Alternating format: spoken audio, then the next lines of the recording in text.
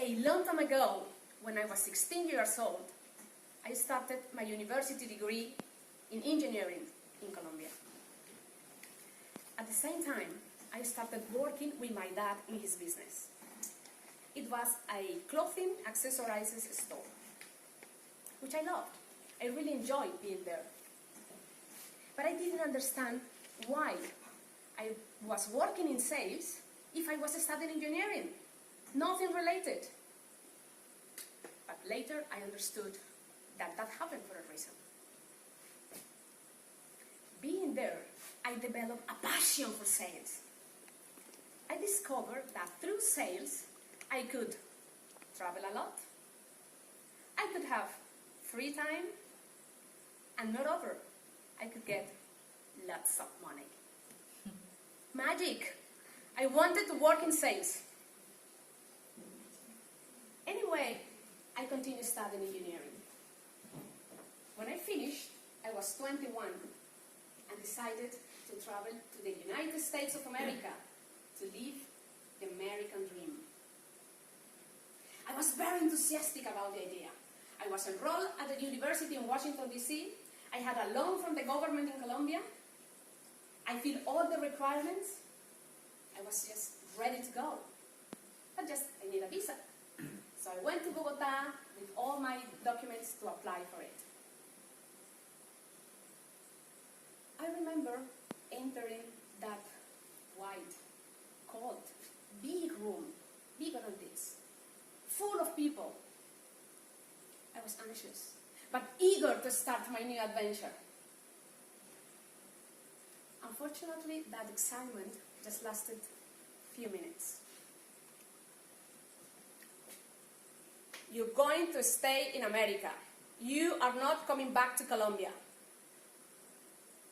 I'm sorry to tell you that you are not allowed to visit the United States of America. Deny it. I was devastated, disconsolate. Why do these people treat us like criminals? My dream evaporated in the air. But later, I understood that that happened for a reason.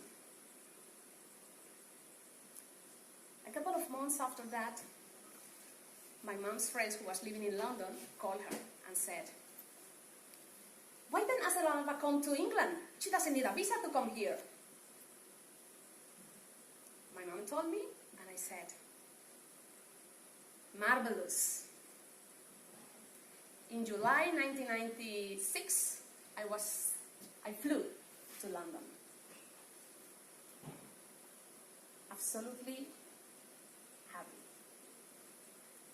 Once there, I understood. London was my place.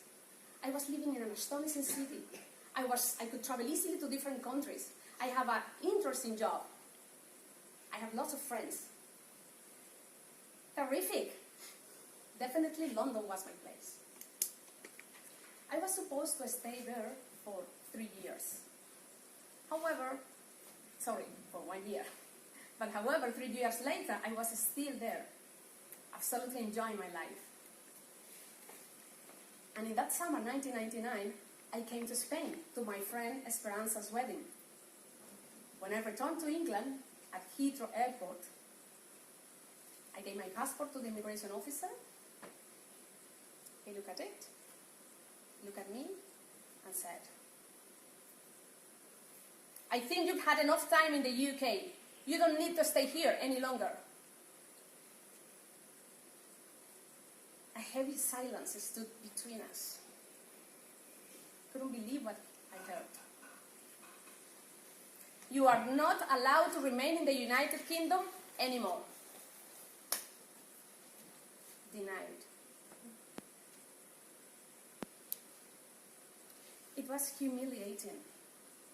I couldn't stop crying. They allowed me to enter in the country for 1 week to organize all my things, and then I had to leave. I felt miserable, downhearted, hopeless. I was in pain.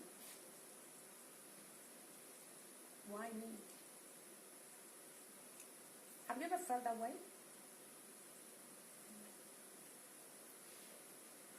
My dream life turned it upside down without notice.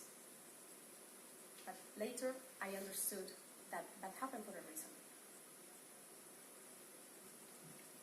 After 6 months, I came to Spain, to Barcelona. And in 3 days, I had a wonderful job in sales. Illegally, but a wonderful job. Which allowed me to travel a lot, to have free time, and to get good money. It was then when I understood why I wasn't allowed to go to America, why I couldn't remain in the United Kingdom, why I started working in sales so young. I was meant to be in Spain. Barcelona was my place. And it definitely is, because I've been here for 17 years working in sales, and I'm still allowed to stay. For some of us, might be hard to believe that everything happens for a reason, especially when experience loss as I did. At the time, it is difficult to see the blessing in it, as all what we are feeling is pain.